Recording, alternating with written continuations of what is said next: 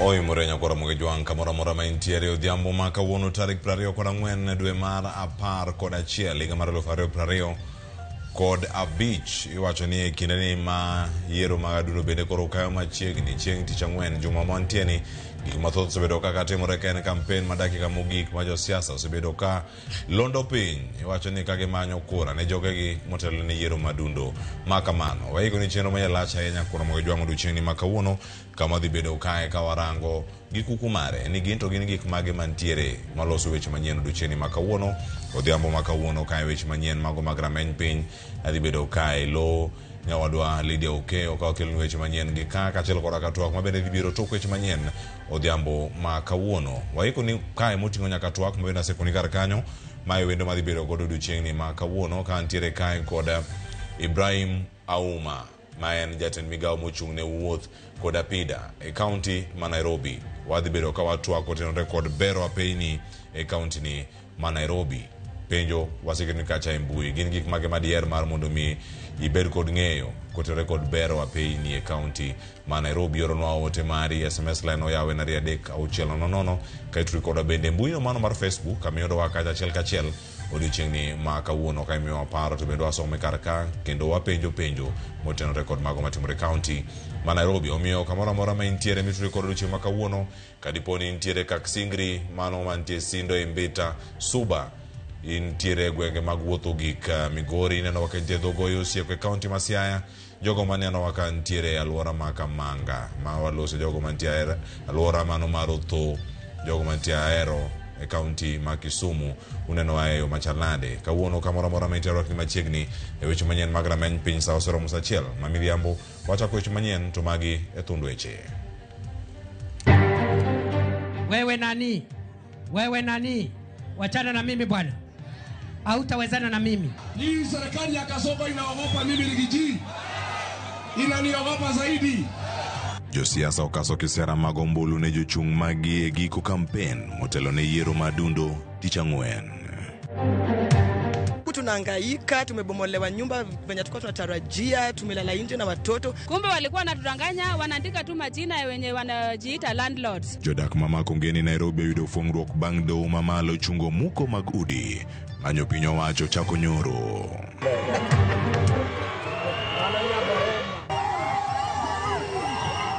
Doho ma Kisumu oweyo Judith Matengo mong'ere kaka Nyaramba kod rambun mar siling 50,000.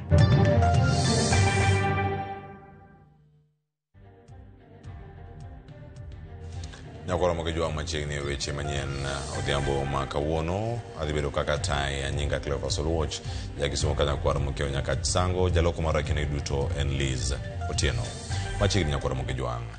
Piny Kenya kod piny Malaysia koro keto winjruok e moko kuom okenge ma pinje ariyogo dhi kawo mago mag bero uchumi magi kod mago bende mag dongo osiep mantiere kindgi. E kinde nyasi manobagi e kar jot ma jatend piny Kenya William Ruto e boma ma Nairobi, Ruto nogwelo kembe mago mawuok e piny mano mar Malaysia mondo mi oket mwandu pacho kae kokalo e nyiepo mago mag kembe kod gero apeyni e piny Kenya. Cynthia Onyango noluwo twak kendo koro omiyo ler. Okinyi e kar jot mar jatend piny e boma Nairobi, jatend piny William Ruto orwako ayanga Prime Minister mar piny Malaysia Anwar bin Ibrahim e nyasi makende manoyuorie kod jotelo madito masanja mapachoka ka otelnegi kod jotend migepe Musalia Mudavadi. Higni 60 ma piny Kenya osebedo kod osiepe kinde kod piny Malaysia, pinje ariyogi e kinde ni oketo kokgi e winjruoge mopogore opogore moting'o winjruok mar bero wuoth ndeke, winjruok mar bero yore limbe, winjruok mar bero ohala, keto mwandu kod ochumi e kindgi mageto bero chumi kod tudruok e kind pinje ariyogi, winjruoge mong'ere kaka bilateral partnerships kod memorandum of understandings kaachiel kuomgi en Maria Olwasi mar timo ohand mwandu mag puothe. We reaffirmed our commitment to removing tariff and non-tariff barriers, expanding Kenyan exports to Malaysia and vice versa, and deepening cooperation in digital technology and high-tech manufacturing. In this regard, I welcome Your Excellency's agreement to eliminate tariffs on agricultural produce and beef, a significant step that will open new market opportunities for Kenyan farmers and strengthen the commercial foundation of our partnership. Winjruok margi bende oya oketo huyanga tudruok mar neno ni pinje ariyogi obero weche somo kod dongruok mag science. We agreed that Malaysia will explore partnerships and investments across our key priority areas, including collaboration in STEM and in research and matters education. Jatend piny William Ruto oketo ayanga dwaro mar piny Kenya tiyo machiegni kod piny Malaysia yore gero uchumi mapachoka kokalo e uso kod gedo mag moko kuom apaya mapachoka kokalo e tiyo kod kembe mawuok e piny Malaysia. Some of your big engineering companies are welcome to work with us as we expand our highways by another 2,500 kilometers and another 28,000 kilometers of road around Kenya. There will be opportunities for private-public partnership. There will be opportunities for investment. Prime Minister mar piny Malaysia Anwar bin Ibrahim opuoyo kenge ma piny Kenya osegoyo e yore bero chumi mapachoka kod jiwo siepe kinde kod pinje mamoko ka owacho ni ponono piny Kenya obedo ratego e jiwo telo makare to boma Nairobi ni kod nyalo mar bedo sulwe makende ne pinje Afrika. We have been both have been ex-colony of the West, and it's time that we emerge as a forceful voice, but beginning with, of course, the management of our own country, our economy, our governance. I have great belief that Kenya will be one of the stars in Africa. Cynthia Onyango, Ramogi TV, State House, Nairobi. Jalup jatend piny Kenya Profesa Kithure Kindiki koro koni kweth maketo sirkal tesre chano muocho tulo chieng' yiero ma tich ang'wen Mbeere North. Kindiki manoloso kotieko kampen motelo ne luto mbulu jumani ogolo chung' ne sirkal ok bi chiwo thuolo mar tulo kata matin. Jachung' mar UDA Manolio Wamuthende to singo dongruok ne jodak ma Mbeere North kaponi oyiere.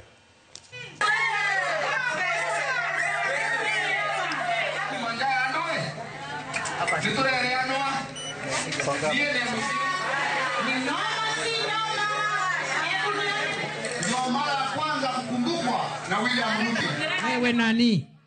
Wewe nani? Wewe nani? Wachana na mimi bwana. Hautawezana na mimi. Wachana na mimi. Mimi nitakuaibisha. Mimi nitakuaibisha. Wachana na mimi. Aende asiende. Aende asiende. Wacha nione wale anasema na wale wamekuja hapa na vijana, sijui vijana 200 hapa wako na majembe na silaha. Wacha tupimane nguvu yenu na nguvu ya serikali ya Kenya. I dare you. I dare you. Kwa sababu mmekuja hapa na mnafikiri mtaleta fujo ndio wananchi waogope kwenda kwa kupiga kura haki yao. Mujaribu Thursday. Kabla ya saa 12 tutakuwa tumemalizana na nyinyi. Kwa sababu mnapimana nguvu na serikali ya Kenya. Ama namna gani jameni? Si serikali ni ya kulinda wananchi? Si ya kulinda wananchi dhidi ya wakora? Hawa wakora wajaribu. Thursday tuko chonjo, tuko macho. Kamachelo en jatend bura mano mar DCP Rigathi Gachagua otony kod ngimane kanyakla kod jotelo mane gisarogodo mbulu e dier boma ma Narok bang' tulo muoch e kind rowere. Nochuno kweth Rigathi Gachagua mar mondo mi ging'uk rali margi kendo pudho ng'wech mano bang' obila diro iro malongo wang'. Motelo ne limbe mare Narok, Rigathi nomako amen kod duol mar IBC mokoni jalup jakom IBC mano Fahima Rafat odonjore kod chenro mago mag ombulu mag Magarini kendo chano rocho ratiro mag yiero.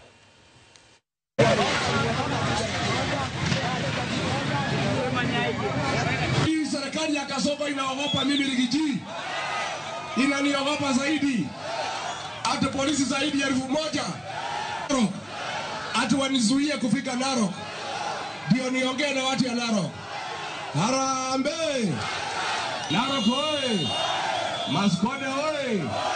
Maskode ataingia. Sisi tutauziwa waka kweli? Hata mkitupa mawe, kura ya watu ya Narok mtafanyia nini? Si kura muko naye? Si mtapigia Maskonde? Bona wewe Ole Ntutu na Kasongo mnataka kulazimisha watu ya Narok ati wapigie mtu yenu kura? Kwani kura itapigwa na nguvu?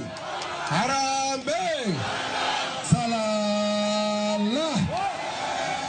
Ni nyinyi hawa? Ni nyinyi? Kujeni wananchi!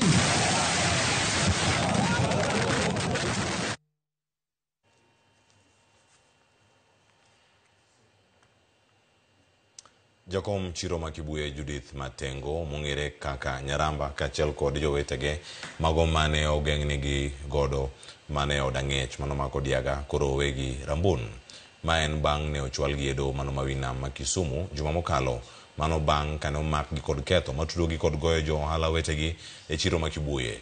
Gino ma iwacho ni ne otudore kod weche mag siasa. Judith Matengo mane okwedo ketho makamago juma mokalo kendo kwayo okwayo doho mondo mi owe thuolo mano mar owe thuolo gi Rambun mano mar siling 50,000.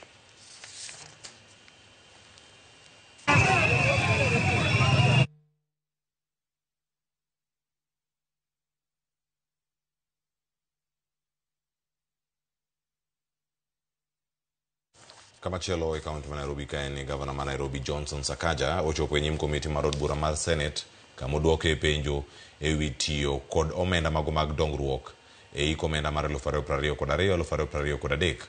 Moko kuom penjo mokwako Sakaja gin chudo mago mag gope kaunti mane oyudo e apisi kawuok bilion 118 nyaka bilion 86 nyaka sani. Kata kamano olero ni loko lai mag chudo e yore manyasani osemedo yuto ne kaunti kawuok bilion 10 nyaka bilion 13.8 e iko omenda. We have seen them year on year appropriating some money through the National Assembly to settle those bills. So the pace is not quick, and that delays handing over. And even when I said we have no stalled projects, if you look at what I've listed, a lot of them are what had remained under NMS that is now being brought back to us, and then before my time. Yeah? But within our time, all projects have been funded. Further to that, Senator Chair, there are no projects that we have said should not be completed from previous administrations. It will be a great disservice to Nairobians if the second governor abandons all the projects initiated by the first governor. And then the third governor, now you know we've had a few in Nairobi, that I say I didn't like the previous one and I leave his projects. Chair, we started with Governor Kidero's projects that were not concluded. The one which is really for me a painful one is the rehabilitation center. Nakona mojangi wacho matimore kaunti ma Nairobi kae modani mondo mi wakaw godo ywe masada ka osekalo 12 toksa achiel mar odhiambo makawuono kama waiko ni mathoth mapod biro e chenro ni mano mar meny piny wago ni roka kuom jogo mabende osebedo ka gi thuolo mar ndiko kendo miyo maparo mopogore opogore wasengo kae mano rango paro mabende intiere godo kar kae. Iwacho ni gin jogo maneno wa e kor gweng' mopogore opogore timiwa mana paro kotenore kod weche manyien bende mabiro ni kar ka odhiambo makawuono. Wakawiyo masano duogo bang' yoni kikidhi mabor.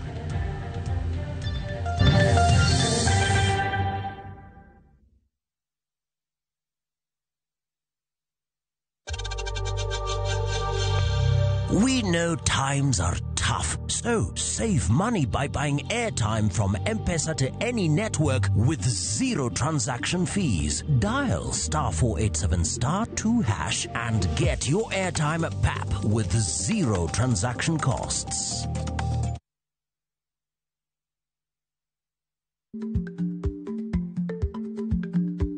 Chako chon loyo dhi kajuoga. Ma tiende ni bedo gi ikruok momondo geng'o masiche kod midhiro mang'eny mabiro e ngima dhano.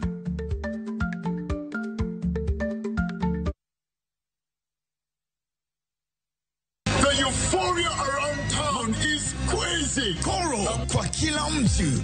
Guys, Koro wanna sort all types of people. Mama mboga, Koro. Nduzi guy, Koro.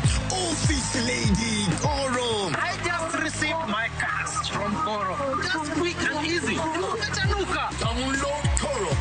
say hello to Easy Lending.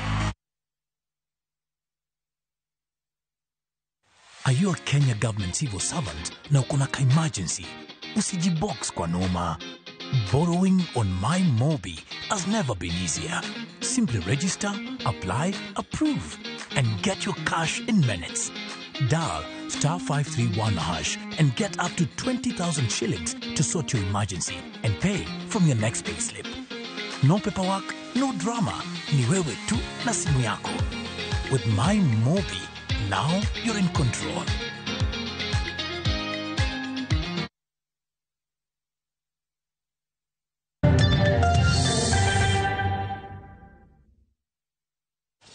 Machini Kenya kura moga juangin moro barani podi kete karka chenro ni mara menyi pinyo di nyime kodweche manyien kamwa mora maintiere wamedo mana koloni kendo kelonigi eyo makare. Do mamalo uchungo muko e kar dak mano mama kongeni. Gino makoro kelo fungruok ne thoth jodak mana ni koda chiedh nade.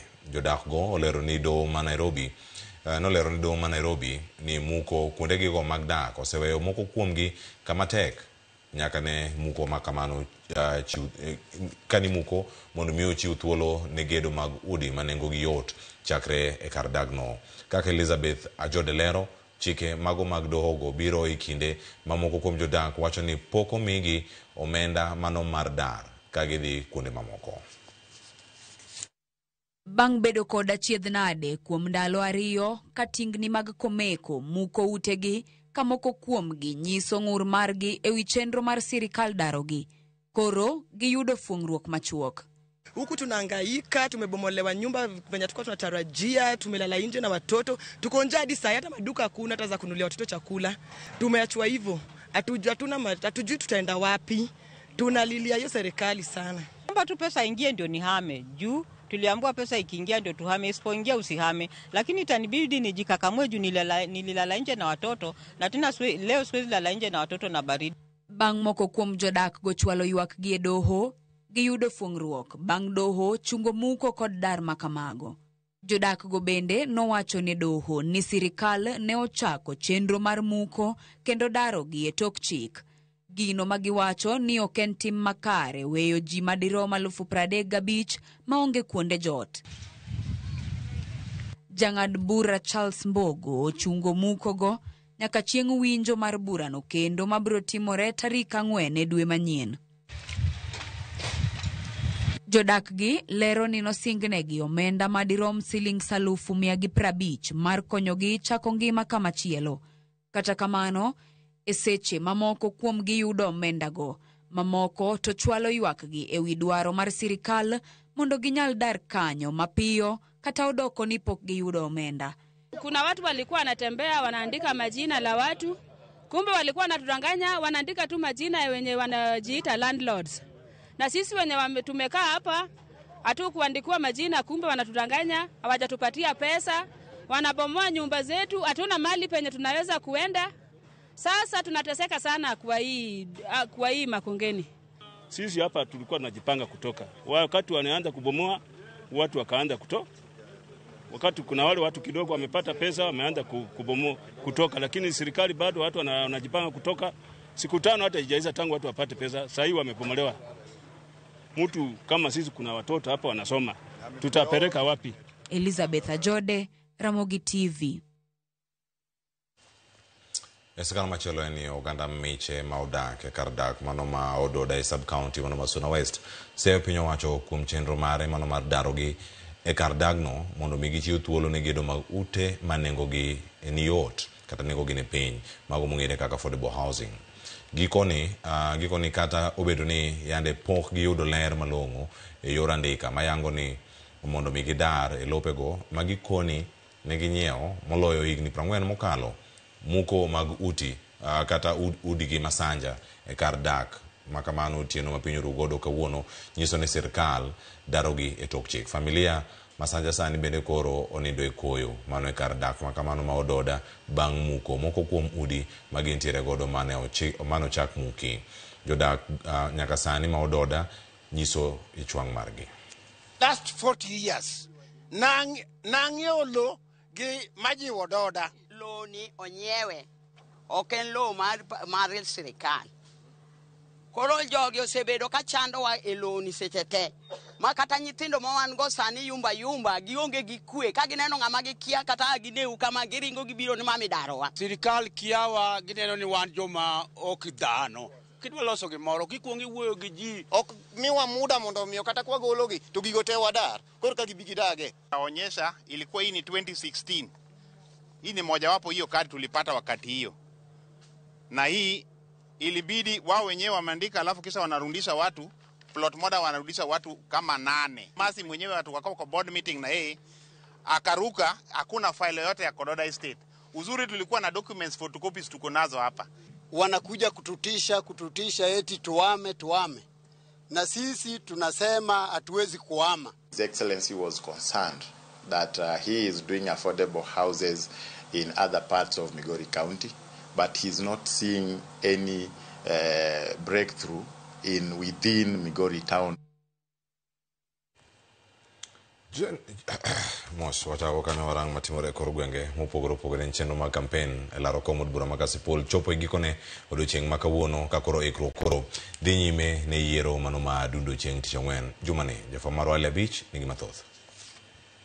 Jochung' 10 malaro komod bura ma Kasipul osebedo kalorore gwenge mopogore ka gimanyo ombulu motelo ne yiero madundo ma ibago tich ang'wen mar jumani. Odiochieng' ma kawuono campaign ma kamago ne ochopo giko mare ka duol mochune bago yiero pacho ka ndia IBC koro ikore ne bago yiero ma kamano mitimo tich ang'wen mar jumani. Kar chung' od bura ma Kasipul ni kod kwan jogo ombulu maromo 67,513 mabiro go ombulu margi e tesende mag luto ombulu 142 e ward Sabich ma Kasipul. Jokanyo mag ODM manotero campaign margi mogiko besa ka hotel kod Governor Gladys Wanga mar gode bende jachung' mar ODM Boyd Were ne okone duol mar IBC ka achiel kod obila mondo ne ni kwe biro bedo chieng' yiero. Tie joma wacho ni gibiro kelo koko chieng' yiero.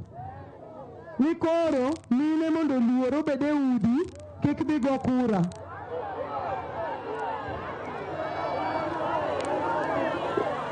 And we want to tell our security agencies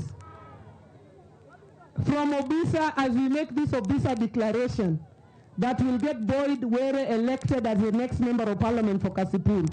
Let us tell our security agencies, you have a big responsibility to maintain peace in Kasipul, to maintain law and order, and to ensure the security of every single resident of Kasipul as they come out to vote on 27th next week, this week on Thursday. Jokanyo mag ODM gonoko ni duol mar IBC nyaka lo chike ma oketi kendo gine ni yiero ma kamano time yo ma oyanga kendo gibi ka ondamo mar chik ne joma nyalo biro kelo tulo e kinde mag yiero no. It is extremely unfortunate that in this by-election lives have been lost. And we send our condolences to those whose lives have been lost. Extremely unfortunate that property has been damaged. And we send our sympathy. But we insist that the organ that is supposed to ensure justice, that is supposed to ensure fairness, is not the ODM party, is not the ODM candidate. It is a national security system. They are the ones who are failing the people of Kasipul. Don't handle this election in any way other than going by the will of the people of Kasipul during the election day. When you are preparing presiding officers list, you are doing a list of presiding officers who are people on the other side. We are auditing that list. Benenege jiwa jogombulu ma Kasipul mondo sir jachung' mar ODM Boyd Were kane gikwedo josiasa moko ma osebedo ka seyo jotelo mag ODM kuom yore campaign Kasipul. Tiende yanyo ng'ato. Wan kaka jochung' waus ajenda ma wan go ne jo Kasipul jodalawa. To kochopo tarik 27 donge ubro amua ng'ama dhi bedo mjumbe ma Kasipul. Tokoto batari prario gabiro doler mana Boyd Were doler mana chude principle miluongo ni vicarious liability okinyal mako nyathi matin e kosa mar wuongi ka in gi shida di report ka police mondo police oyala wach badwa nyisi kaka koro ja Kristo en ni muma wacho ni ndalo mogik ng'ato kotamo lemo makech no winyo mane yangowa elake okikete lak nyithinde. Alia Beach, Ramogi TV, Homa Bay.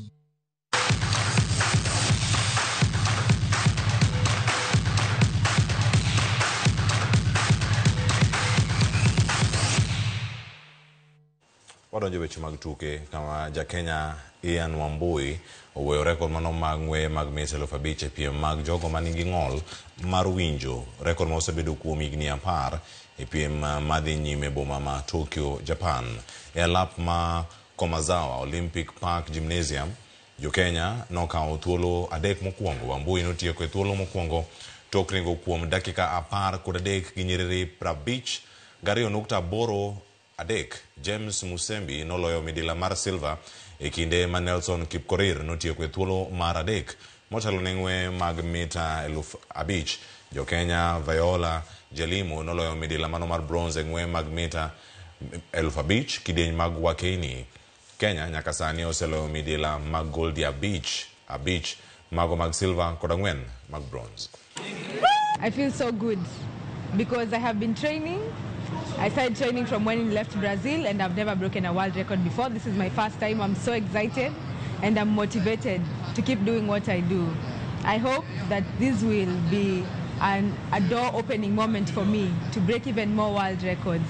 I followed the instructions that I was given and I listened to my body and I have done very well. I'm very proud. It was a good day in the sense that we have managed to get one gold, and the most important objective that we have been having for quite some time now, since 2017, was to break a world record. And today in the 5,000 meters, we have gotten that objective. I must congratulate our athletes, especially Ian Wambui and James Musembi and Nelson Ruto. Nelson Rotich for a very good run in the 5,000 meters.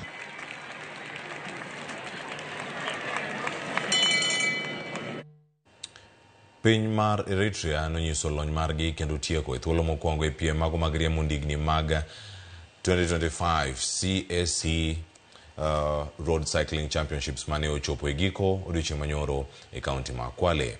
Kudus Merhawi mawuok e piny mar Eritrea nobedo jaloch e kidieny mano mar kilomita 163.8 tok riembo kuom seche 3 dakika 50 kod 3 gi nyiriri 6.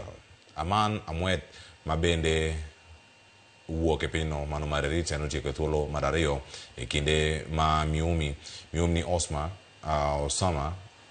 ma wuok e pinyno mano mar Algeria notieko e thuolo mar 3 to kao loch e piem mano mag ji madongo. Aman Awet nobedo jaloch e kidieny mano mar joriembo mantiere ma hikgi ni piny mar 23 bago tuke makamagi kaunti ma Kwale keto Kenya e nyong'ong mag pinje mangima. Motivation kwenye hii race, alafu kwenye race napanga kwenda next season, natarajia kufanya vizuri maybe next time. You know, it's been a great success in terms of organization. It's been a great success in terms of participation. We had 31 countries, 316 cyclists, and this has been a game changer. Not just for sports, but the entire economic ecosystem.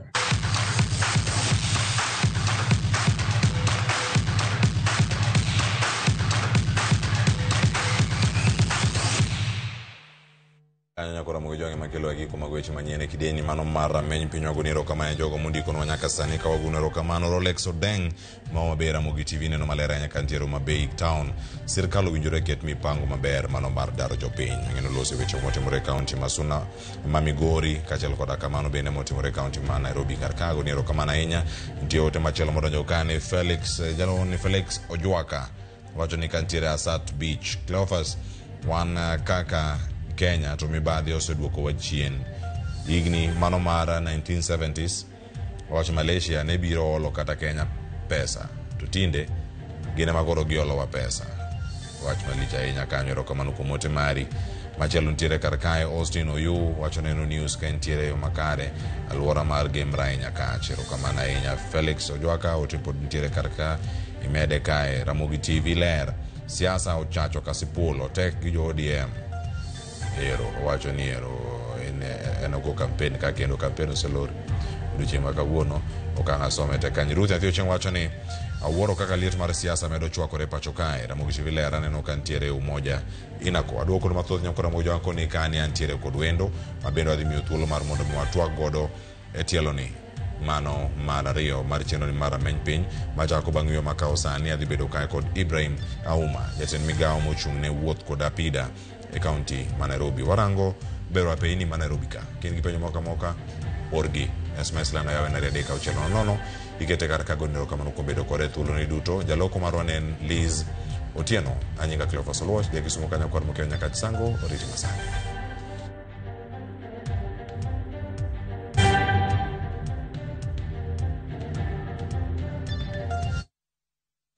Teke na Wigo Boda. Chanua Jam, fika on time at the lowest charges in town. Va helmet and ride in style. Ni safi, ni safe, na ni easy kwa mfuko yako.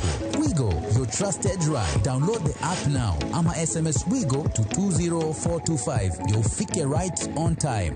Wigo, your trusted ride.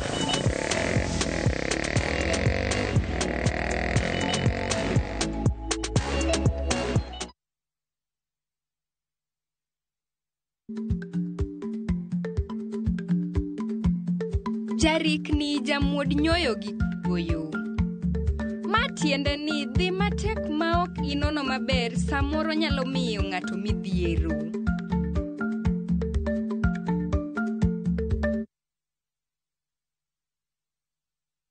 Dear God, at times so ni bless hadi nasikia kukushow God bless you. Over time ume succeed kuni make happy. I wanna say I'm proud of you. Kuna vitu most zime happen kwa life yangu. Looking back, that must have been you. You are love. Sijui kama ina make sense kusema I've fallen in love with you. Dear God. Kupata wimbo huu kama sikiza tune yako bonyeza *811*217#. Kumbuka sikiza na Citizen ndio nyumbani kwa wasanii wote.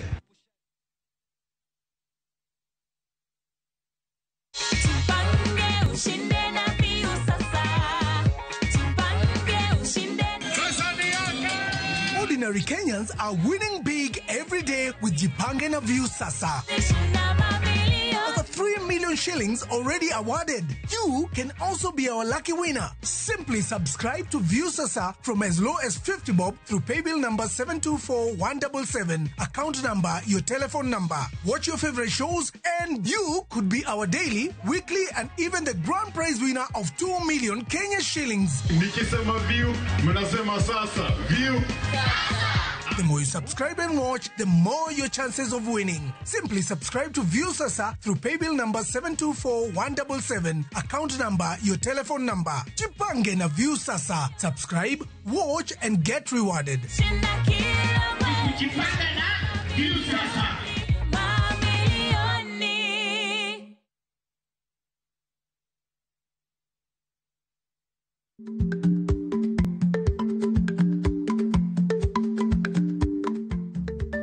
Dhako muol kadonjo. Matiende ni bedo ni ng'ato ling e kinde ma owendo ok ofulo ni omuol. Samoro en kod kido mamoko.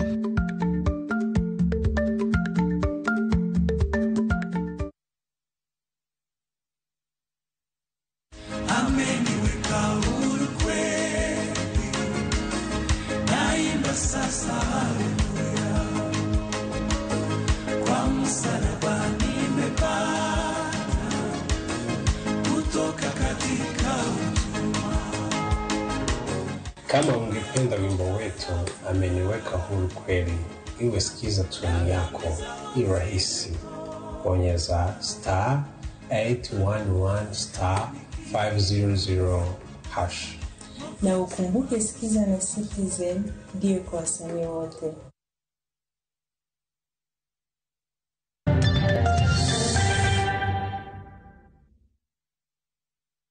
Nyakwara mogijuang machiegni chelo ni mar Rameny Piny twak ma itelo mar ariyo mantiego karakadhi bedo katae nyinga Cleophas Oluoch jakisumo ka nyakwara mokeo nyaka chisango warango chal mag apeini kata bero apeini e kaunti ma Nairobi kaona ntiere ka kod jatend migawo mochung' ne weche mag apeini kaachiel koda ka mano dongruok mag apida. Iwacho ni chenro mopogore opogore matimore e kaunti mano mar Nairobi ka an kae kod jatend migao mano Ibrahim Auma mabende osemolo studio kar kamar mondo mi warangi ni to gin chenro mage manitiere to bende japiny winjo chenro gi kamoro amora magintiere e kaunti ni ma Nairobi. Kituri kodwa e kuonde chung'od bura duto mayudore Nairobi kae. Arwaki ni machiegni chenro ni mara Rameny Piny Ramogi TV. Ng'ano mantiere buti kapo nono wuok kama ok owinje dholuo lokne mondo mi konye odhiambo ma kawuono kae watieko twak mano dakika machok tok saa 2 mar otieno ma kawuono machiegni. Waziri oimore kendo machiegni. Oimore ahinya Cleophas. Erokamano. Amor kuom gwel. Weche thoth ahinya matimore e kaunti ma Nairobi kar kae. Yes. Chal mag apeni. Yes. Ni kuma chal nade sani? Anyalo wacho ni gik mane governor promise. Anyalo wacho ni kaka ng'at matiyo e kaunti kendo mochung'ne migao mar barabara. Anyalo wacho ni osetimo maberie moloyo. Mokwongo ber ng'eyo ni kaka minister or jatelo mochung'ne weche mek yore to gi apaya yore weche mek wuoth to ga pida e kaunti ma Nairobi. Wasebedo gi weche mang'eny mag ng'iyo kaka wakelo ne jopiny dongruok mane governor promise gi. To mae nochakore immediately mane kaunti ochako. Nikech ago erokamano ne moluor migosi Raila Amolo Odinga mar Nyasaye ket chunye kamokwe. Kane wachako kaunti, wane achiel kuom jok mane oor koa e ofise mane tiyone mondo mi odhi obed e kaunti ma Nairobi mondo kony weche mek service delivery e kaunti ma Nairobi. And through his wise counsel mar baba ma ne wanyalo timo every week to guide on how roads are to be done kaluwore gi kaka en engineer ma nochung'ne weche mek migao mek yore. Ne wadwa bedo gi yot kabisa kuom hakikisha ni ahadi kata promises mane governor omiyo ji and many others mane oko promise waketo a step mamoko iloso to moko sama wuoyi kodi ni endi nie process miloso.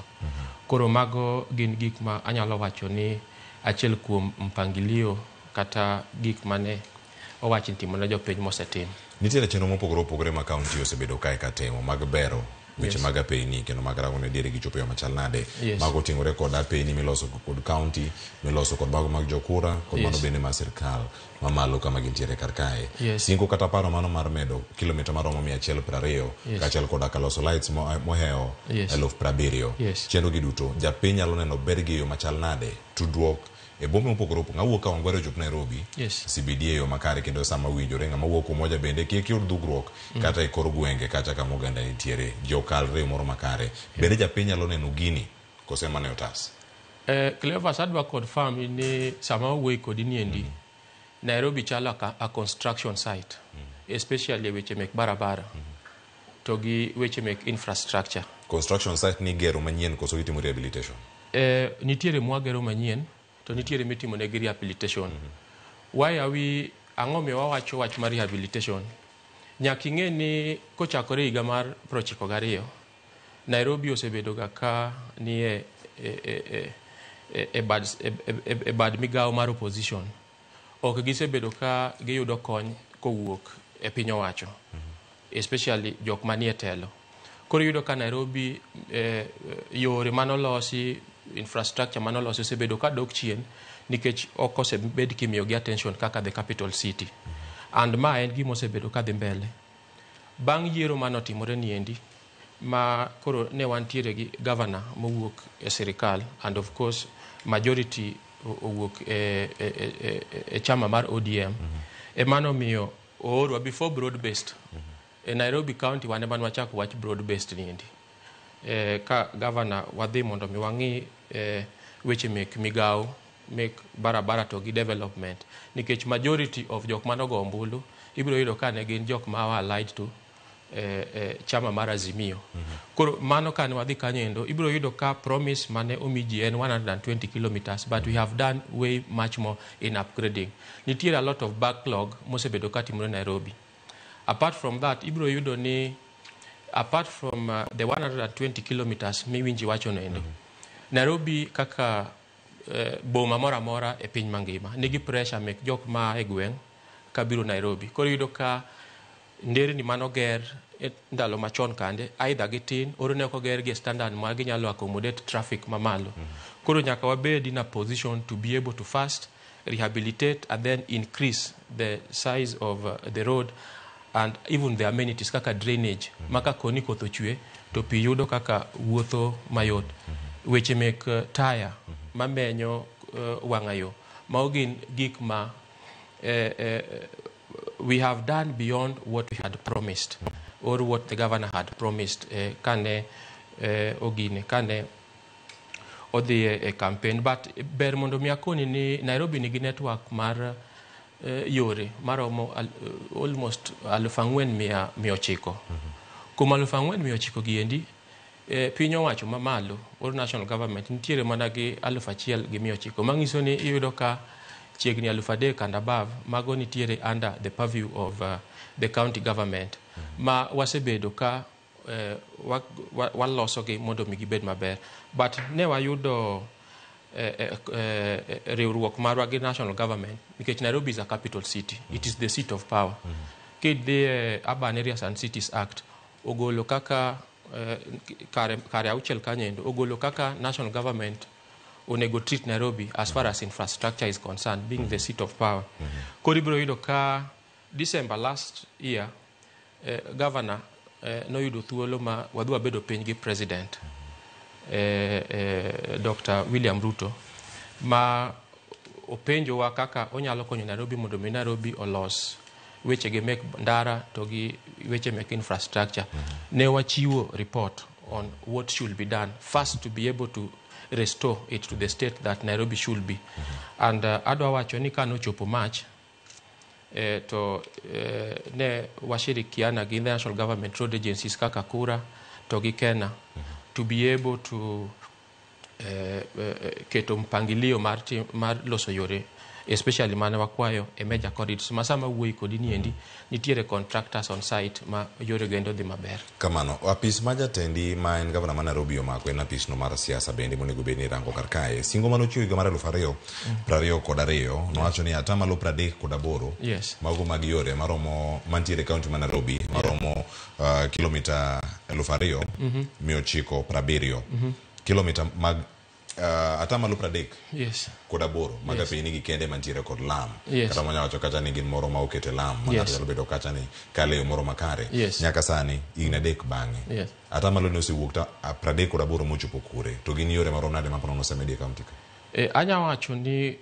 atamalo niendi wasechore matin akoni mokwongo sani wasetimo atamalo 45 mangiso ni kuom mane ndo wasemedo atamalo 7 kende mano kuom yore moger manyien to kuom atamalo 7 giendi ne wang'iyo yore ma nigi kidhi Korogosho ne wamiyo concentration areas ma anyalo wacho ni the slum areas mondo mi gin be wa open gi up koro gin yore moger from scratch but ng'enyne major corridors ibiro yudo ka gin yore ma ne nitie state marach kabisa. In fact ne gichalo kata na yore ma koro weche gi osedunyore morumo kabisa koro gimbi ng'eni ne wachako gi masami kwano kuom atamalo 38 niendi ok wanya kwano gi kuom yore ma wagero though ni gin yore ma weche gi noserumo but ne wabedo in a position mar duoko gi back to the state mane gintiere and even better and yo kena ina go lam kende yo en ng'iyo kaka pi biro ringo sama koth ochwe ma bende ranga dier nikech rango jodbura moko sano wuok maloso apeni e kuonde chungo bura magi yes. Bende magi orango ya tamalo muwacho no medore gi nikech nya wacho ni ero jolang'ata jalango oketo mare yes. e kar chungo bura mare malang'ata yes. To kako gere yeah. Iyudo ka county bende nyalo biro county be nyalo kawo credit ne mano kaka mogere i county ma Nairobi kago sumago bende koro gibiro yo mopogore nikech kanyo machal nitiere pogruok moko manya donjo oking'e ni yo moro amora development moro amora kata yo moro amora migere county so long as within the borders of the county it is still under the purview of the county nikech ing'e ni migawo mar yore en a devolved function kata be ni gitime nyaka bede gi engineers mek jo county ma nyaka advice gimitime e yono endo. Ng'eny gi ibiro yudo ka dwaro no gera yo okawa lam to go e wiyo asto we kama nendo ka koth ochwe yoni pi biro dhi kanye to sambang pi ogudore barabara ni endi emiyudo ka oger barabara kawuono to koth chwe matek kawuono to bang dwe achiel yo nendo sekethore. Koro county nigi role to be able to guide ni barabara oken mana kama mtoka ringe kende and drainage, and apart from that sirikal moko mosekadho gendo Nairobi ka negi plan to negi plan for mtoka but sani ji mawuotho Nairobi ng'eny. Koro ibiro yudo ka nyaka iger kama giwuothe miluongo ni NMT apaya mar dhano. Koro mago is part of sami go atamalo 38 go atamalo 38 kimedo magi kimedo kama pi ringe tichaki medo kama dhano be wuothe kata kama inyalo riembe ndiga kech ibiro yudo ka kiwuotho Nairobi tibiro yudo ka sama wuoyi kodi ni endi yore mano gera apaya ma mtoka ringe kende sani wamedo yore ma dhano be nyalo wuothe nikech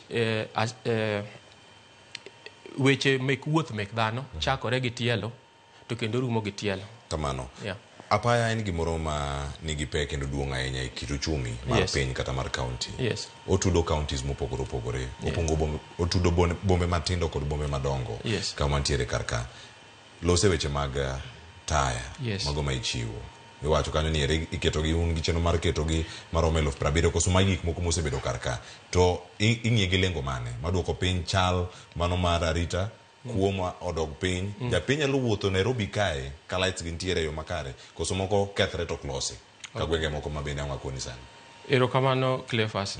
Anyalo duoki ni sama wuoyi kodi ni endi wantiere gi taya 70,000 e Nairobi mangima moseketi matiyo and kuom teche 70,000 gi endi wan kaka county waneno ni ka wachak wamedo 40,000 to wabiro bedo ni wakava kama onego beni wang'iyo kama onge the areas ma mudho nitiere but kuom 70 gi endi adwa nakoni ni nitiere cases mwa waseyudo ma mudho nitiere e kuonde mamoko to kuonde ma mudho nitiere gibiro yudo ka omija piny taya mondo mi okonye especially jok madwa timo biashara gotieno kata joma dwa wuotho gotieno mondo mi okony weche kaka security tibiro yudo ka japiny ni ema ng'ato biro to wuodho kata waya kata wuodho bulb mar stima nendo aidha odhi uso kata odhi tiyo gode e ode tibiro yudo ni japiny kar mondo mi owuo kuom wachno endo gin girito sirikal ma mondo owuo ting'eni sirikal kuom sano mondo mi owuo kuom wachno endo yet en sano nyalo go report kata mana ka police kuom gimotimore nendo mondo mi ng'ini gik ma sirikal oketo mondo mi okony go endo otigo e yo maber. Kiwe cases aina go endo nitiere ndalo moro mane iwinjo ni CBD ne nitie gi mudho macha ne en gima nyalo luongo ni sabotage akia kaka inyalo wach sabotage gi dholuo but ne nitiere serious sabotage nikech ka ne wang'iyo to wayudo ka sama ne stimo lal endo ne nitiere control points chiegni 3 ma ne stimo lal at the same time ka ne wadhi to wayudo ka gin weche manong'adi kuonde 3 dichiel ma it was a bit deliberate but gima ng'eyo ni ne watimo wan gi engineers to gi jok motelo ne weche migawo mek stima mek county joma wigi ler kabisa within a very short time they were able to duoko weche mek stima go endo and kata mana mineno isiki wuodho gi endi watemo mondo mi wati gi jopiny mondo mi wabed ni wanyalo yudo report kuonde ma owuodhe stima go endo mondo mi waduoke gi though it is a bit costly nikech pesa jopiny emitiyo gode gi endi to nyaka wakonyre kodgi mondo mi wa ensure ni weche mek stima gi endi odhi mbele but apart from that Nairobi mana kaka en boma madongo dongo kaka Washington kaka didhi London gini kaka didhi Johannesburg gini Nairobi okadho kama ipango gigege ma short term kaka county ma Nairobi ne wasebet piny ma waseng'ado ni Nairobi ochopo kama koro nyaka waket teche mondo mi wang'i kaka wa conserve weche mek stima wadwa luongo gi gimiluongo ni smart street lighting Tiende niya, en dim to sama movement nitiere to obedo brighter in respect to the activity madhi mbele kanyendo. And then apart from that, ng'ato nyalo bet e office kata e control room to nyalo neno ni stima makama ok ti. Stima mantiere area makama ok ti.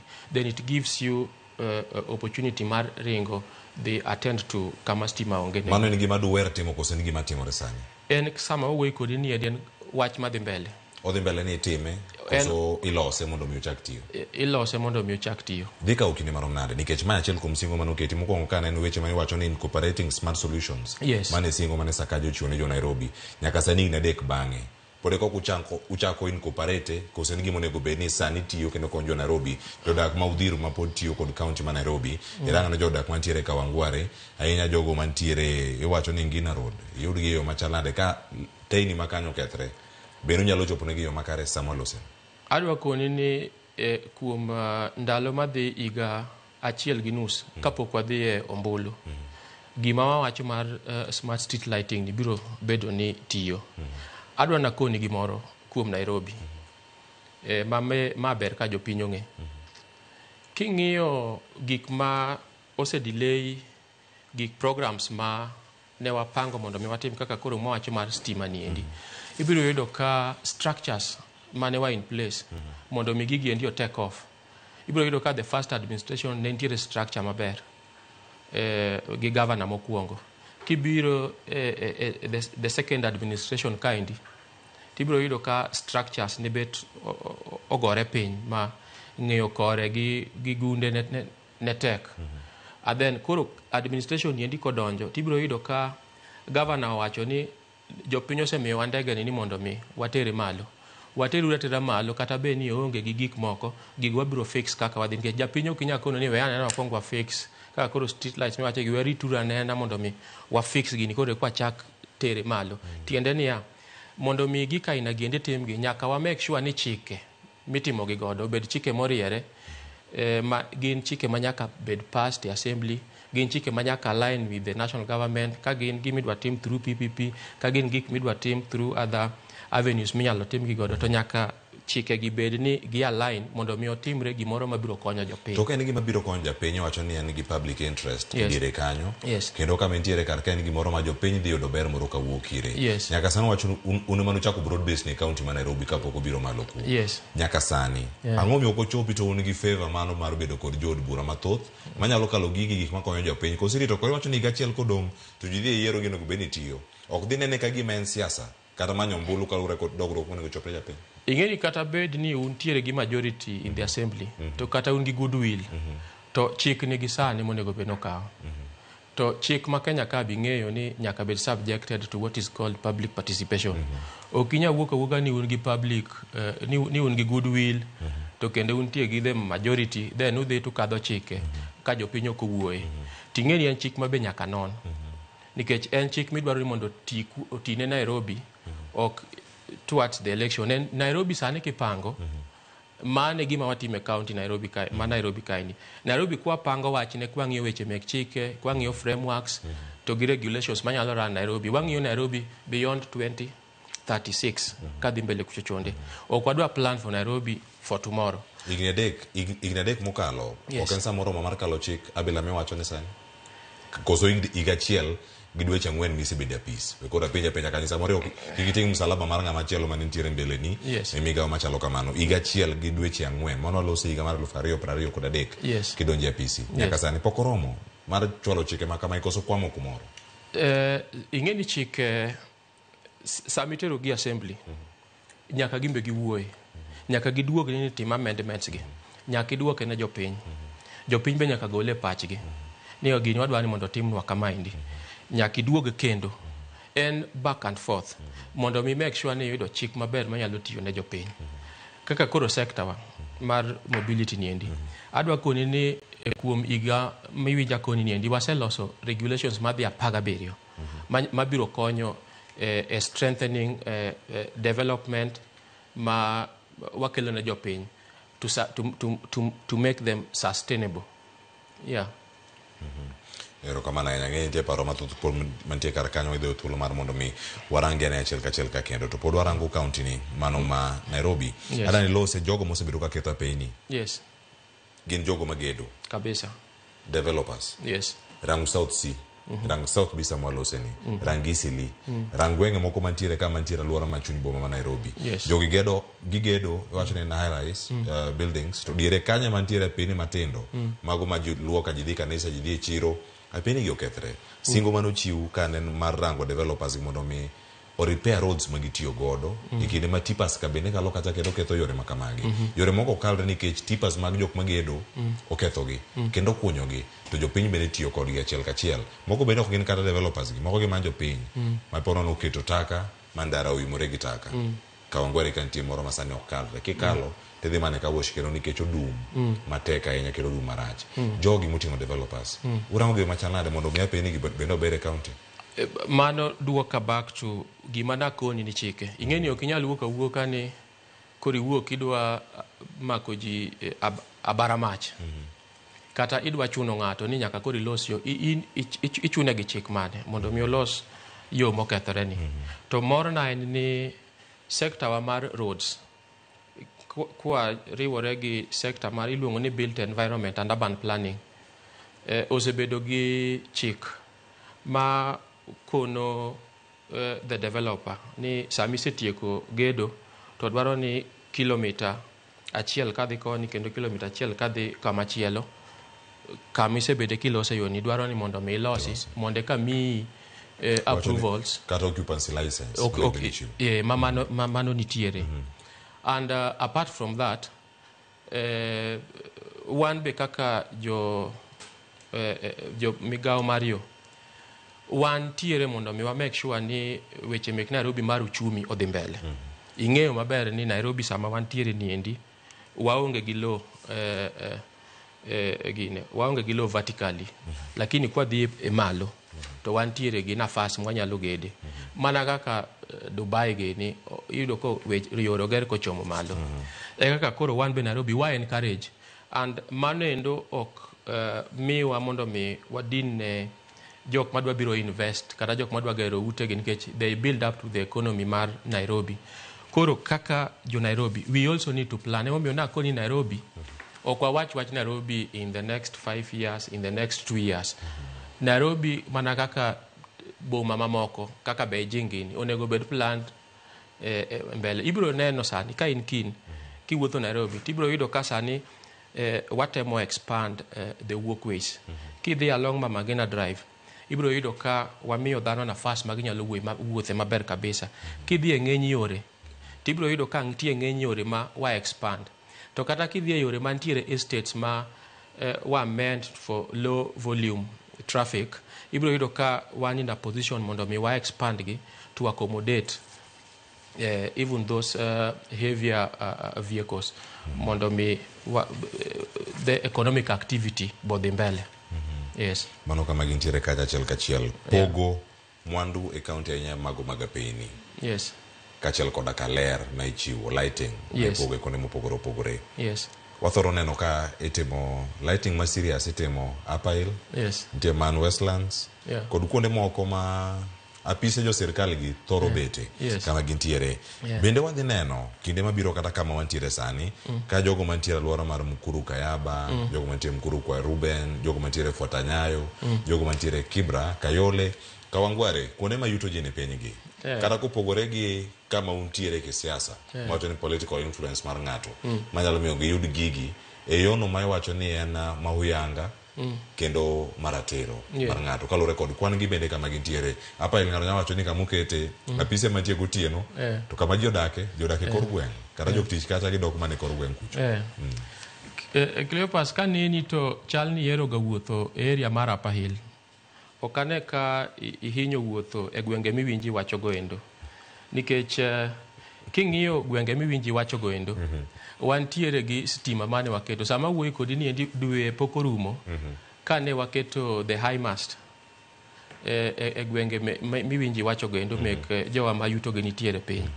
Kidhi Kayole, Soweto, kidhi e gwenge mek Roysambu, kidhi Embakasi village gin kidhi to jogo kende manyalo koni nikech stima waketo negi kanyo endo marieny negi kabisa. In fact kendo margi cha waketo marienyie moloyo kaka mineno Upper Hill kami ineno achiel kuom gwenge ma apise sirkal gintiere. Yeah. Kendo kama gintiere ka. Yes. Kara smart solution kae pod utiyo gi teko mar stima mano ma kawaida koso nitie kaka wind corporate kata green energy nikech wacho ni sani lony nitiere ka machiel kuomgi en kaka inyalo ti kod teko mar sola. Chieng' Nairobi kata chieng' kik miyo oganda ko stima gutiyo nikech stima olal. Uchalo kod utimo gi yo machal nade gin solar panels ma uchano gi koso mana stima achieng' ma itiyogo kata udi. Kiwinjo ka wacho ni smart street lighting en ofactor iwinjo ka koni ni waketo stima ma sama onge activity to teko ne cha odok piny. To sama Cleophas okadho kata sama nyamburko moro kadho to en sama teko mar stima endo medore mondo mi orieny ma gine. Mago are some of the solutions mwabiro go mondo mi wa save teko mar stima keto weche me keto stima. U save teko mar stima mutiyo kawuok teko mar chieng' utiyo gi solar koso utiyo gi yo machal nade nikech nitie samoro ma stima nyalo lalni ko une gweng' to lal ko kaka wacho lines adek mano ng'ad ka. Yes. Makelo lal mar stima. Yes. Kamoro kaka chalo chuny boma ma Nairobi. Ndiye chenro moro amora mar solar ponono koso utiyo mana gik ma kawaida ma kolal to lal ni jite. Watiyo gi stima ma kawaida. But ber ka koni ni nikech en gima nyaka wakon jopiny ing'eni watiyo very closely gi jo Kenya Power ma ibiro yudo ka stima marieny ne jopiny niendi ibiro yudo ka en gi lines ma sama stima olal ibiro yudo ka gin to area no to stima to nitiere nikech changing of the transmission lines and in as much as one get plans through our sector mar environment kata green light to be able to solarize most of our street lights. Tibiro yudo ka advantage ma wantiere godo kaka Kenya en ni wantiere gi between 90 to I think 95% of clean source of energy for the country. Mano add to kiwacho weche mek ng'iyo saving mar stima. Yes.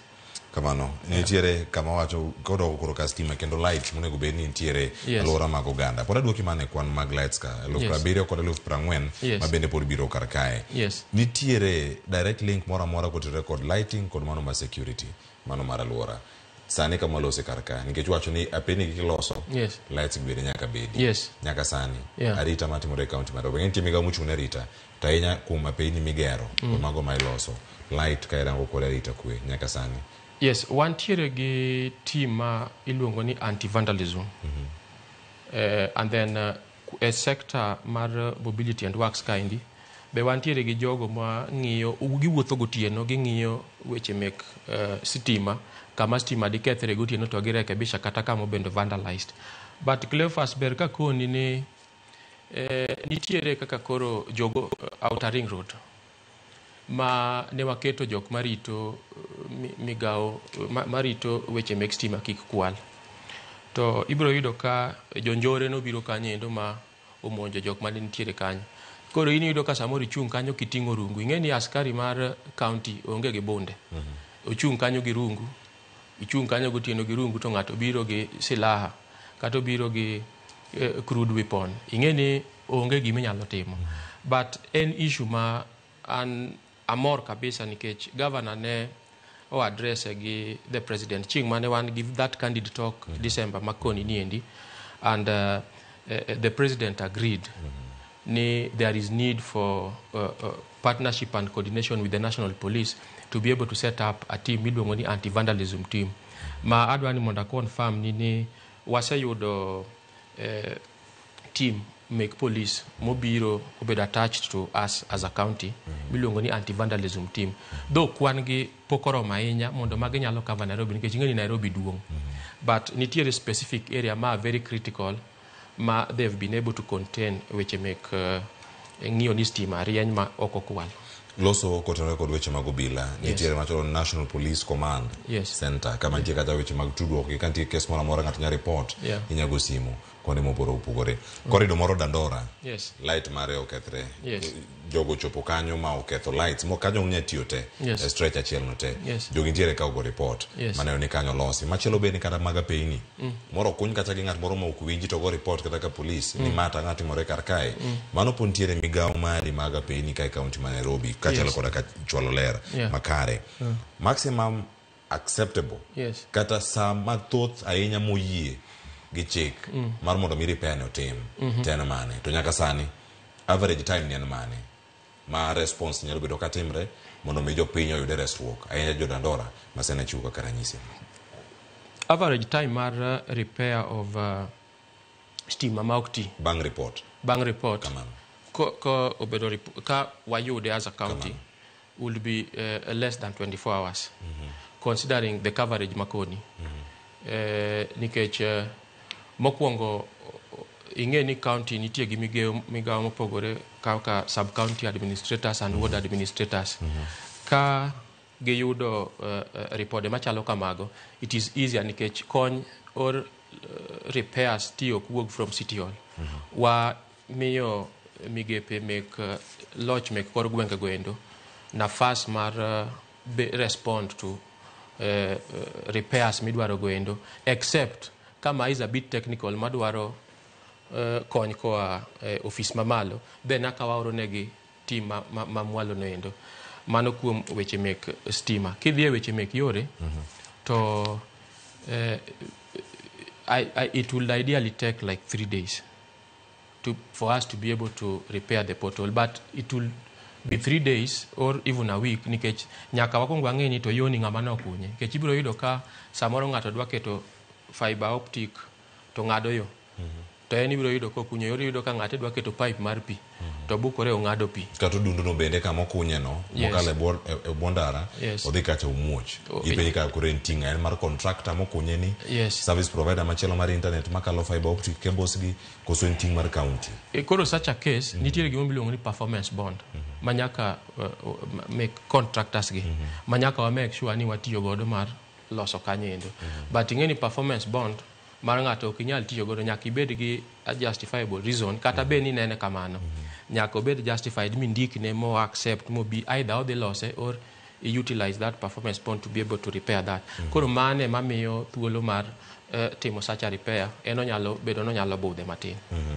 kamano e county ma Nairobi ka koth ochwe madaka matin wang'e maber nitie dhugruok mag nyamburko kod pi mapong'o kuonde dak mopogore opogore geno kelo midhiero ne oganda mopogore opogore mabiro kalore kod gino mana wacho telo mokwongo gedo ka ng'ato korango ni to yugi keto kanye pi molil mawuok e ndarani kata pi koth luwo kure kirango gi sani achiel kachiel nyaka sani nikech wabo bedo kodi ka chieng' moro wabogo ni simu ka koth ochwe Nairobi koth chwe matin Nairobi kama to nitie kuonde moko ma kata nyamburko ok nyakalo kendo bedo mi kibaji to county osetimo ang'o nikech sani gimineno nitie jok mondiki mag environment works magolo yugi e odundu mag pi monego bed ni pi kale mano kende moromo adwa nakoni ni yore ma wantiere godo and the drainage systems ma wantiere godo gin mane obedo planned chon sani iwacho rightly ni igero ute madongo dongo sami igero ute madongo dongo nyaka expect ni nitiere pi mawuok kuomgi mawuok kendo kuom ot machielo ma ibiro yudo ka kimedo ka giriwore to yudo ka capacity mar pi mawuok out of a space of area moro ng'enye moloyo loko kata calvert ma oketi koro gima sani watemo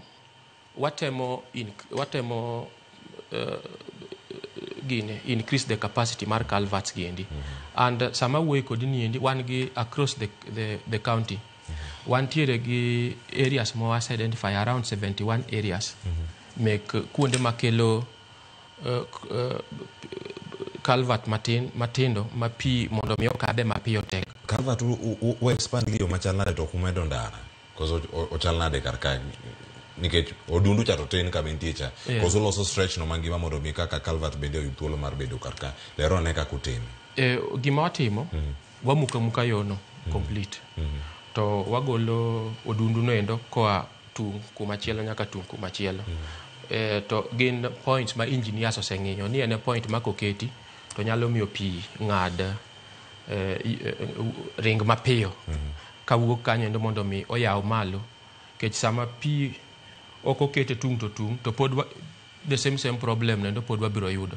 Koro wayawo yote and then wahakikisha ni wa replace from malo tung nyaka tung. Kidhi ng'iyo kaka koro General Madhenge chon ne iyudo ka mondo mi pi ringi ne tek, koro ibiro yudo ka pi ogudore aguda kanyendo. Koro ibiro yudo ka odundu mawuok golo pi General Madhenge katero Ring Road oyar maduong' mondo miyo pi owuok kanye, koro kik pi chak chung kanyendo. Kichak idhi yo museum kae ibiro yudo ka ne pi gudore kanyo Jijo Road kanyendo. Ibiro yudo ka ne wadhi mwakunyo tie museum kanyendo ma wagolo odundu kwa tung koni tung kocha chande. Ibiro yudo ka kuonde mane pi chunge gande koro sani wayaro ma pi koro nyalo bedo ni nyalo kadho e yo mapiyo. Problem mane nitiere yudo ka pi gudore to odundu tin, koro kaka pi ng'ad mapiyo bedo matek emane kelo flooding areas mamoko. But we have really worked on most of those corridors and pod wadhi mbele gi ng'iyo corridors ma nyalo miyo wayaw pi mondo kik pi gudre makelo flooding.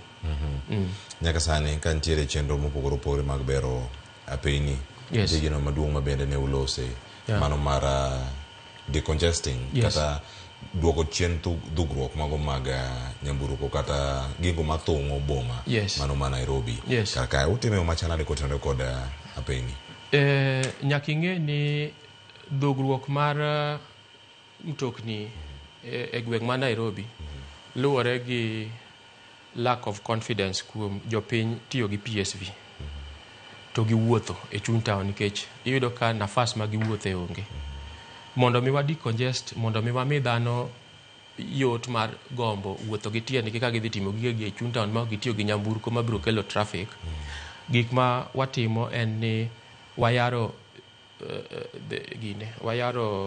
kuonde ma dhano wuothe mondo bed madongo to accommodate the number of people manitiere e Nairobi.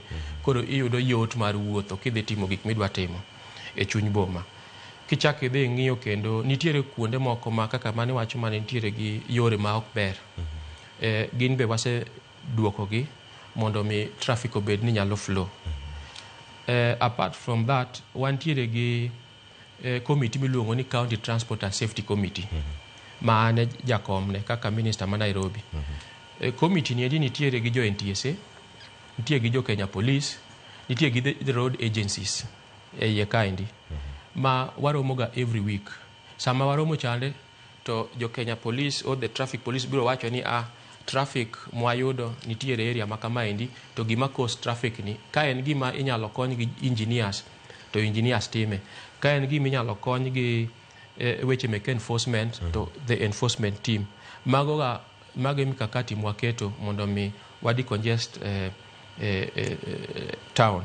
And kichaki medo gi weche mek gine, kichaki medo gi weche mek yaro barabara to gi loso barabara mondo mi obed maber ma mtoki nyalo ringo ma ok gidhi ni gichung' giring gichung'. Erokamano. Kata ka doko ni sewe biyo ne jopiny kuom bedo gi wacho ni confidence matin tiyo kod nyamburko matatu mondo gidonj go town. Chenro moro nitiere mana kano chake nomiyo jopiny geno. Kata kodoko ni sirkal mamalo emane wache time county ma Nairobi ma mar BRT mane wacho ni rengo Thika Road kacha ka intie Thika Super Highway kanyo kod nyaka town. Side no pon tiega gik manoger ka pon tiega mana malo kacha. Kikalo piny kanyo iwacho ni main project monindo onego bed ni konyo e duoko dhugruok matimore chuny boma Nairobi. Gini no chung. Die SACCOs weg nyamburko mathoth matatu no dhe kacha e do temo chung gik machalo kamagi. Tiparo ne na idea machal nade makata sani kata kinyalo tem mondo mi oduoke mondo mi rest county ma Nairobi. Cleopas, ing'e ni public transport e boma kaka ma Nairobi kaendi en gima nyaka ng'i maber nikech economy mar Nairobi runs on that. And weche moko kaka gero BRT gi endi gin weche maber kabisa ma county kaka ma Nairobi warwako kabisa. kichaki we BRT wantiere gi connection of the BRT and other modes of transport through what is called the mass rapid transport system. And gima very important. And nyaka wangi ni to BRT niendi. Sami di gere. O ere kako di wuoyo gi gima is existing. Nikech ka ko gere agera ma ok okete mo nyalo communicate gi the existing bus route network plan for the city kata gi the existing kata mana the paratransit. Tibiro yudo ka nitiere confusion ma wakelo e Nairobi makar mondo migini kel ber to okelo achiedh nade e weche mek wuoth especially on the public transport. And ing'eyo ni en gima ne itayo gi sirikal mamalo. And kaka jo county wamor to wadwaro ni mondo mitime e yo mabiro miyo kik confusion kata chiedh nade bede e weche mek wuoth ma Nairobi.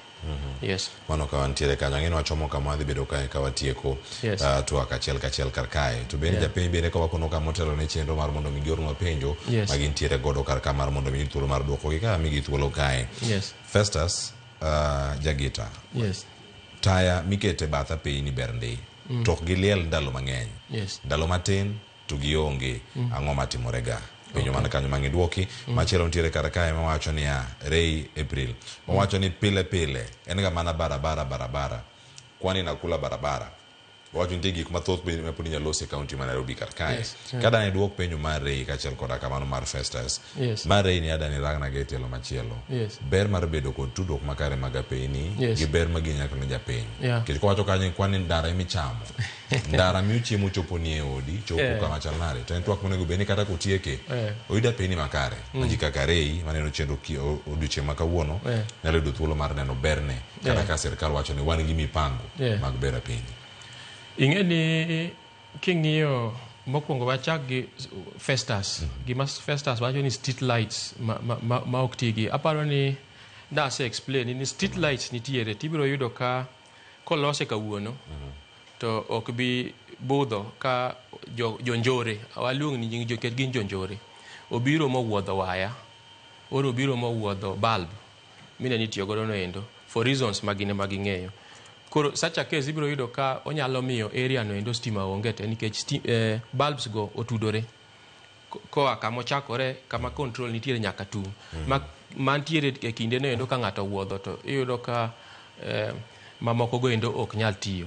But mana kaka koni wantiere gi team matiyo gotieno ma mane tich magitimo maka giyudo report ni area makama stima ok tiye to they always respond to gi make sure ni stima nendo duoki ma ok ginyal ibiro yudo ka en area ma is not so safe nikech ok inyal be keto jatich mondo miyo dhi otigo tieno kama ing'eyo ni is not so safe.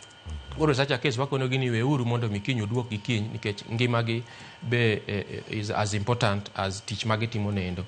And then Ray dwaro ni mondo ong'e ni mano en penjo maber kabisa nikech penjo dwaro duoko to duoke mamiyo ng'ato ng'eyo wach. Ing'eni weche mek yore pare piny ma nyalo bedo go to onge yore be dhano biro wuotho be chiemo biro yudore economy no biro chalo nade.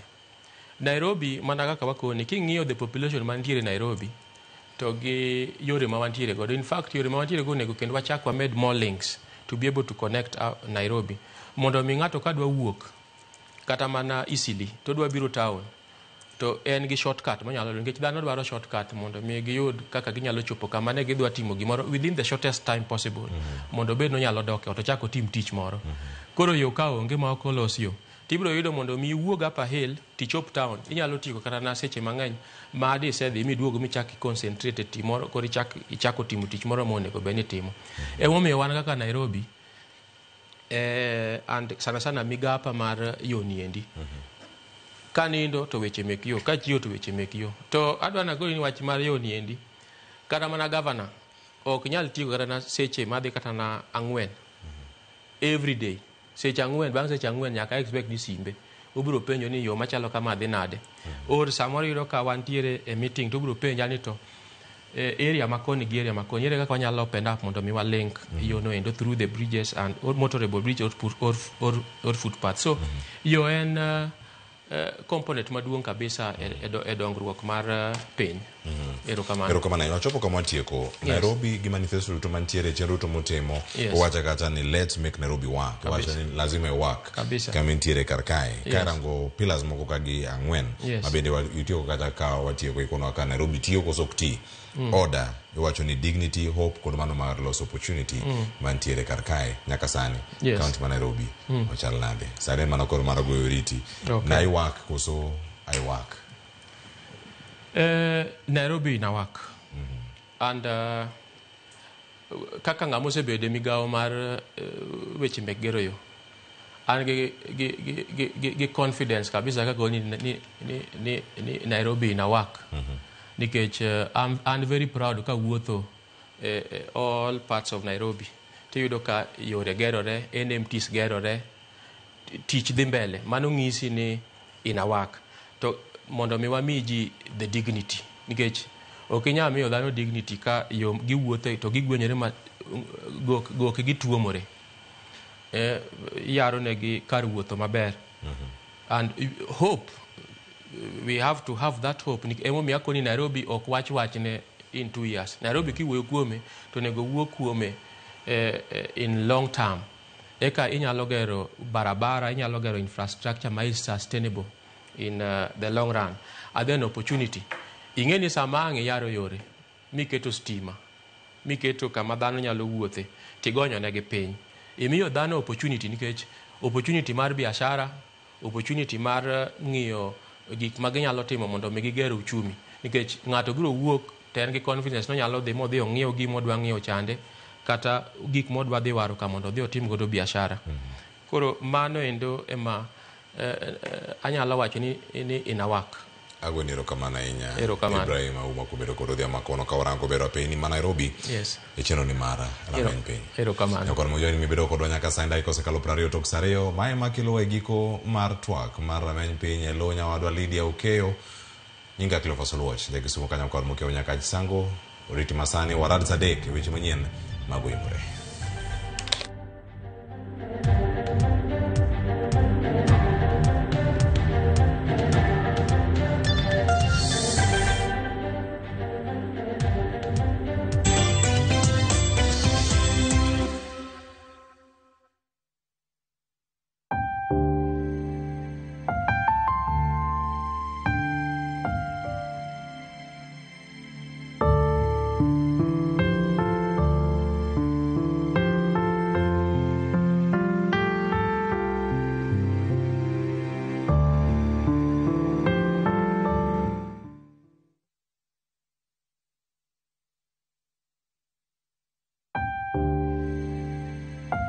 Kawuono en odiechieng' machielo ma waparo e nyaminwa kod osiepwa Mary Atino Asiyo kata Nelly mane Nyasaye okawo tarik 5 dwe mar 11 higa 2022 kendo ne oyiki tarik 24 dwe mar 11 higa 2022.